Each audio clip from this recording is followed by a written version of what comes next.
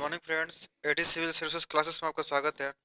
Friends, आज के lecture में मैं अपने इंटरव्यू का जो एक्सपीरियंस है उसको शेयर करूंगा। मेरा इंटरव्यू 30 जनवरी 2021 को हुआ था। तो सबसे पहले मैं आपको बताता हूं कि इंटरव्यू के पहले क्या होता है, ताकि जो कैंडिडेट आगे देने वाले हैं या जो आगे देंगे वो इसके बारे में जान सके। तो इंटरव्यू के पहले जो स्टेप 1 है, इसमें आप आयोग के अंदर जाते हैं कैंपस में। उसके बाद एक वेटिंग रूम होता है, वहाँ पर जाकर आपको बैठना होता है। अपने दोस्तों के साथ वहाँ बैठ सकते हैं या आप बैठ कर डिस्कशन कर सकते हैं। जैसे ही टाइमिंग होती है, जैसे मेरा मॉर्निंग शिफ्ट में था, तो मेरा जो इंटरव्यू था वो 10 बजे के आसपास स्टार्ट था। तो मुझे वहाँ पर लगभग मैं 9 बजे के आसपास वहाँ वेट किया, वेटिंग रूम में अपने दोस्त के साथ। इसके बाद 9 बजे के बाद आपका इंटरव्यू लेटर चेक होता है और आपका आईडी चेक होता है। और सारे कैंडिडेट के चेक होने के बाद लगभग 9:15 के आसपास वहाँ से दूसरे बिल्डिंग में ले जाया जाता है। और वहाँ पर केवल कैंडिडेट अलाउ होते हैं, वहाँ पर आपके साथ जो दोस्त है वो नहीं जा सकते हैं। केवल जो इंटरव्यू दे रहे हैं उन्हें वही जा सकते हैं। और उनके साथ बैग जा सकता है, लेकिन कोई भी इलेक्ट्रॉनिक गैजेट नहीं होना चाहिए। अगर आपके पास मोबाइल है तो या तो अपने फ्रेंड को दे दीजिए। अगर आप अकेले गए हुए हैं तो वहाँ पर जमा होता है, वो आप वहाँ जमा कर दीजिए, अपना रोल नंबर वहाँ पर बता दीजिए तो वो जमा हो जाएगा। इसके बाद वहाँ से जिस बिल्डिंग में ले जाया जाता है, वहाँ पर सबसे पहले आप लोगों को बता दिया जाता है कि क्या क्या आगे प्रोसेस होने वाला है। उसमें ये बताया जाता है कि आपका इसके बाद क्या होगा। और उसके बाद फिर आपका जो जो 4 ग्रुप में बटे होते हैं, वहाँ पे ग्रुप नंबर मिलता है। और ग्रुप नंबर में आपका कौवा स्थान है वो मिलता है। ठीक है, जैसे कि जो मेरा था वो B1 था, बी ग्रुप में पहला मेरा था। तो वहाँ पर सारा बताया जाएगा। और उसी बिल्डिंग में कोरोना टेस्ट होता है, आपको अंदर जाना होता है और जस्ट 5 मिनट का होता है। वहाँ पर आपका कोरोना टेस्ट हो जाएगा और जस्ट रिजल्ट भी 5 मिनट के बाद वहाँ मिल जाता है। तो पूरा वहाँ पर काम लगभग 10 से 15 मिनट का होता है। ठीक है फ्रेंड्स, उसके बाद ये स्टेप 2 है कोरोना टेस्ट वाला। इसके बाद जो स्टेप 3 होता है, आप जो आपको जो मिलेगा वो वहाँ पर वो जो पर्चा, वो पर्चा लेके जाना होता है दूसरे बिल्डिंग में। बगल में बिल्डिंग होती है, वहाँ पर लगभग 2 मिनट का रास्ता होता है। वहाँ पर जाते हैं तो स्टेप 3 वहाँ पर आपका डॉक्यूमेंट वेरिफिकेशन होता है। और डॉक्यूमेंट वेरिफिकेशन में जो जो आप डॉक्यूमेंट्स ले गए हैं, जो रिक्वायर्ड डॉक्यूमेंट्स है वो देखते हैं वो लोग और मिलाते हैं अच्छे से। और वहाँ कुछ ज़्यादा दिक्कत नहीं होता है। जो अगर आप जो मूल प्रपत्र है उसको अगर आप घर से ही भर के ले गए हैं तो ज़्यादा प्रॉब्लम नहीं होगी। बस जहाँ जहाँ जो छूटा होगा वो बता देंगे आपको और आपका सारा डॉक्यूमेंट्स को एक बार वेरीफाई कर लेंगे। तो लगभग वहाँ 15 से 20 मिनट का काम होता है। अगर आप पहले से भर के ले गए हैं तो 15 मिनट में हो जाएगा आपका। और नहीं तो वहाँ पर भरेंगे तो लगभग 20 से आधे घंटे भी लग सकते हैं, 20 मिनट से आधा घंटा भी लग सकता है, तो आप पे डिपेंड करता हो। बाकी वहाँ कोई प्रॉब्लम नहीं है। इसके बाद जब आपका डॉक्यूमेंट वेरिफिकेशन हो जाता है तो वहीं पर उसी रूम में साइड में एक कोडिंग होता है। वहाँ पर आपको कोड दिया जाएगा एक, और उस कोड के साथ आपको एक प्यून आएगा। और सारे बोर्ड के अलग अलग प्यून होते हैं, तो जिस बोर्ड में आपका जाने वाला है या जाएगा तो वहाँ पर उसके अकॉर्डिंग प्यून आएंगे और आपको बताएंगे, कोड देंगे आपको। और वो कोड को लेकर उस प्यून के साथ जाना आपको है। और वो प्यून आपको आपके जो बोर्ड है वहाँ पर ले जाएंगे।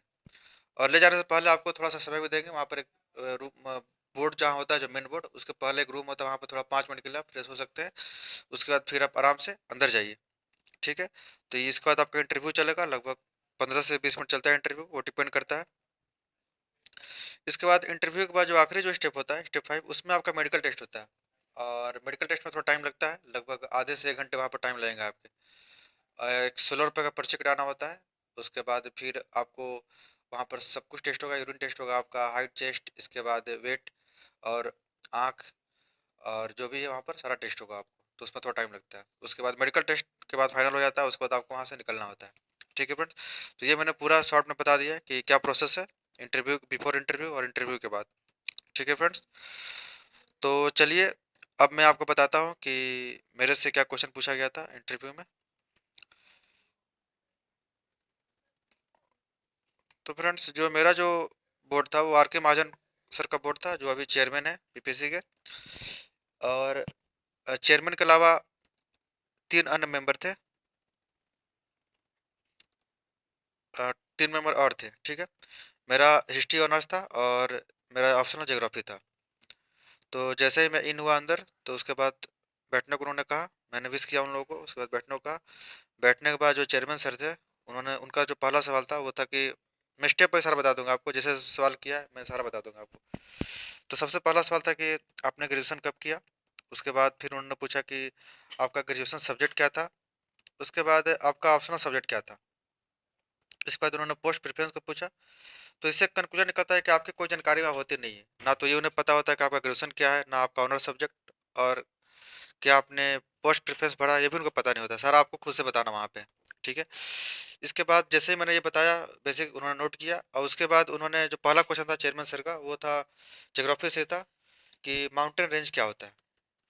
फिर उन्होंने दोबारा पूछा कि दूसरा क्वेश्चन जो पूछा, अगला क्वेश्चन सिक्स क्वेश्चन, कि भारत में ये कितने प्रकार का है, फिर विश्व में कितने प्रकार का माउंटेन रेंज है। उसके बाद उन्होंने पूछा कि आज कोई, सॉरी, उसके बाद उन्होंने पूछा कि चट्टान क्या है और ये कितने प्रकार का होता है। ठीक है फ्रेंड, तो ज्योग्राफी से उन्होंने पूछा। उसके बाद उन्होंने पूछा कि आज कोई स्पेशल डे है और वो कौन सा डे है, मैंने बताया।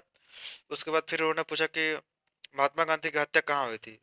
30 जनवरी को जनरली विश्व शहीद दिवस मनाया जाता है, और आज ही के दिन महात्मा गांधी की हत्या हुई थी, तो मैंने बताया था। तो फिर उन्होंने पूछे काउंटर क्वेश्चन कि महात्मा गांधी की हत्या कहाँ हुई थी। इसके बाद फिर उन्होंने पूछा कि चौरी चौरा हत्याकांड कब हुआ था, और इस चौरी चौरा हत्याकांड में क्या हुआ था, डेट के साथ उन्होंने पूछा, मैंने बताया। उसके बाद फिर उन्होंने बताया कि जो कितने पुलिसकर्मी वहां पर हिंसा के शिकार हुए थे, उन्होंने ये पूछा। तो मुझे अप्रोक्स डेटा याद था, मैंने बताया उनको। उसके बाद फिर आंदोलन वापस लेने के बाद राष्ट्रवादी में क्या प्रतिक्रिया हुई, उन्होंने ये पूछा। और उसके बाद उन्होंने पूछा हॉबी क्या है, मैंने बोला अपनी हॉबी। उसके बाद उन्होंने बोला कि एक डायरी, प्रसिद्ध डायरी लेखक का नाम बताइए जो प्रेरणा का स्रोत है, तो मैंने बताया, मुझे याद था। तो ये चेयरमैन सर का क्वेश्चन था, लगभग उन्होंने 15 क्वेश्चन पूछा कुल मिला के। इसके बाद जो जो मेंबर बनते, उनका सवाल पोस्ट प्रेफरेंस को लेकर था। तो उनका जो पहला सवाल था कि एमयू किस सेवा के अंतर्गत आता है। तो मेरा थर्ड प्रेफरेंस था, तो उन्होंने पूछा कि जो नगर कार्यपालक अधिकारी है वो किस सेवा के अंतर्गत आता है। फिर उन्होंने पूछा कि अगर आपको खगड़िया डिस्ट्रिक्ट का एमयू बना दिया जाए तो वहाँ के नगरीय विकास को बढ़ावा देने के लिए आप क्या करेंगे। ये सिचुएशन बेस्ड क्वेश्चन था। उसके बाद उन्होंने पूछा कि बिहार में जो न्यूनतम नगरीकरण है उसका कारण बताइए आप। मैंने बताया। उसका पूछा उन्होंने कि न्यूजीलैंड, मैंने बोला कि इंडस्ट्री का कम होना एक बड़ा कारण है नगरीकरण का ना होने का कारण। तो उन्होंने बोला कि काउंटर क्वेश्चन में कि न्यूजीलैंड में भी इंडस्ट्री नहीं है तो फिर भी वहाँ नगरीकरण है, लेकिन बिहार में ऐसा क्यों नहीं है। तो उन्होंने एक बेसिक पूछा कि क्या वजह है कि न्यूजीलैंड में इंडस्ट्री ना होने के बावजूद वहाँ पर नगरीकरण है और बिहार में ऐसा नहीं है। तो मैंने उनको बताया अपना। उसके बाद फिर जो मैं इनका क्वेश्चन हो गया मेंबर वन, यही 4 क्वेश्चन किया उन्होंने। इसके बाद मेंबर टू आया। मेंबर टू का जो पहला क्वेश्चन था वो था कि आईईडी क्या है। तो आईईडी वही था जो दिल्ली में जब विस्फोट हुआ था इजराइल दूतावास के सामने। तो मुझे याद नहीं था आईईडी क्या है। तो फिर उन्होंने बोला कि कल शाम को दिल्ली के किस जगह पर आईईडी विस्फोट हुआ। तो मैंने बताया कि इजराइल में। तो उन्होंने फिर इजराइल से क्वेश्चन पूछना शुरू किया। क्योंकि मेरा ज्योग्राफी ऑप्शनल था तो उन्होंने इजराइल को ज्योग्राफिकल एक्सपेक्ट से बहुत सारे क्वेश्चन पूछे, लगभग 7-8 क्वेश्चन पूछे उससे। जैसे पूछा उन्होंने कि इजराइल कहाँ अवस्थित है, इजराइल किस महाद्वीप में है, और उसके किस भाग में है। पुनः उन्होंने पूछा कि इजराइल की राजधानी क्या है। फिर पूछा कि किस धर्म के लोग ज़्यादा रहते हैं इजराइल में। फिर वहाँ के प्रधानमंत्री कौन है, वहाँ की आबादी कितनी है, इजराइल में ही ज़्यादा यहूदी क्यों है। इसके बाद इजराइल दुनिया में अन्य यहूदियों के लिए क्या विशेष प्रदान करता है। तो लगभग 8 से 9 क्वेश्चन इजराइल स्पेसिफिक था। फिर पूछा पूछा उन्होंने कि इजराइल की चौहद्दी बताइए। तो मुझे लगभग याद था, मैंने बताया उन्हें। उसके बाद फिर उन्होंने पूछा कि स्वेज नहर कहाँ पर स्थित है। फिर उन्होंने बोला कि यह किसको किसको जोड़ता है। फिर पूछा कि उन्होंने कि पनामा नहर कहाँ अवस्थित है और यह किसको किसको जोड़ता है। उसके बाद उनका नेक्स्ट क्वेश्चन था कि अभी आपका कोरोना टेस्ट हुआ वह किस प्रकार का टेस्ट था। और फिर पूछा उन्होंने कि कोरोना टेस्ट कितने प्रकार के होते हैं। तो ये जो मेंबर टू थे इनका क्वेश्चन था ये लगभग। उसके बाद मेंबर थ्री है। मेंबर थ्री ने क्वेश्चन पूछना शुरू किया। उनका जो क्वेश्चन था पहला वो था कि बजट क्या होता है। क्योंकि मंडे को बजट पेश होने वाला था 2 दिन बाद, और एक दिन पहले इकोनॉमिक सर्वे पेश हुआ था। तो उनका क्वेश्चन था कि बजट क्या होता है। फिर पूछा उन्होंने कि अंतरिम बजट क्या होता है। फिर इस बार का बजट कब पेश होने वाला है, और सरकार के वित्त के स्रोत क्या है। तो उसमें मैंने बताया था कि प्रत्यक्ष कर अप्रत्यक्ष कर। फिर उन्होंने काउंटर क्वेश्चन में प्रत्यक्ष कर और अप्रत्यक्ष कर क्या होता है और इसको उदाहरण सहित बताएं, उन्होंने ये पूछा। और उनका अंतिम क्वेश्चन था घाटे की वित्त व्यवस्था क्या होती है। तो इस तरह से कुल मिलाकर लगभग 40 से 42 क्वेश्चन उन्होंने पूछा चेयरमैन सर और सारे मेंबर ने। और इसके बाद उन्होंने फिर फाइनली बोला कब जा सकते हैं। मेरा जो ड्यूरेशन था इंटरव्यू का वो लगभग 17 से 18 मिनट के अप्रोक्स रहा था। इसके बाद बोर्ड मेंबर काफ़ी कोऑपरेटिव थे, काफ़ी उन्होंने हेल्प किया। जैसे कि बहुत जगह पे फंस भी रहा था आंसर देने में, तो मेंबर लोग बता दे रहे थे कि इसका उत्तर ये होगा, आपको ये बोलना चाहिए, तो मैं वहाँ थैंक यू बोलता सर को। इसके बाद चेयरमैन सर भी काफ़ी सपोर्टिव थे। शुरुआत में थोड़ा मैं नर्वस था, तो उन्होंने मुझे बोला कि आराम से रिलैक्स हो लो, उसके बाद उत्तर दो। तो कुल मिलाकर वहाँ पर लगभग सही था। सारे लोग कोऑपरेटिव थे। ठीक है। और लगभग मैंने लगभग 6 से 7 क्वेश्चन में सॉरी बोला।